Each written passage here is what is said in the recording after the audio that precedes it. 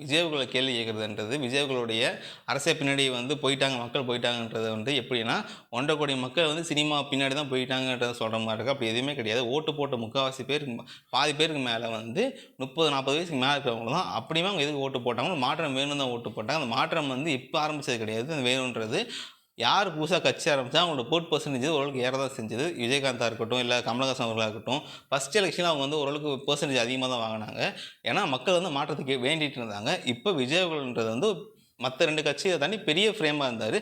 அதனால தான் இங்க ஜெயிச்சுட்டாரு. மக்கள் மாற்றத்த தான் விரும்புனாங்க தவிர, சினிமாக்காரன் பின்னாடி போறது கிடையாது. எ பிஜேபி வந்து இதுக்கு முன்னாடி பெருசா ஒரு பெர்சன்டேஜே கிடையாது. அப்படி இருந்துமே அண்ணாமலை அவர் வந்த உடனே பிஜேபியோட பெர்சன்டேஜ் ஏற ஆரம்பிச்சது. ஏன்னா மக்கள் வந்து ஒரு படிச்சவரு, நல்லவரு, ஒரு மாற்றம் வேணுன்ற மாதிரி கேட்டிருக்காங்க. அப்படிதான் விஜய் அடுத்து ஒரு ஃபேமா வந்தாரு. விஜய் நல்லவர்ன்ற எல்லாத்துக்குமே தெரியும். இதுக்கு முன்னாடி நல்லது பண்ணியிருக்காருன்றது எல்லாருக்கும் தெரியும். அதனால தான் விஜய் நம்ப ஆரம்பிச்சாங்க மக்கள். ஸோ அந்த நம்பிக்கையில தான் நீங்க வந்து கேள்வி கேட்குறீங்க. சினிமா பின்னாடி மக்கள் போகவே கிடையாது.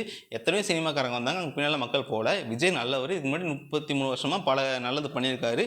விஜய் மக்களுக்கு நடந்திருக்குன்றதுனால தான் மக்கள்லாம் இவ்வளோ ஆதரவு தராங்க. ஸோ இவரு தான் இப்போதைக்கு முதலமைச்சர். இதுக்கு மேல நீங்க அரசியல் தெரியுமா தெரியாதான்னு கேள்விலாம் பொறுத்து தான் பார்க்கணும்.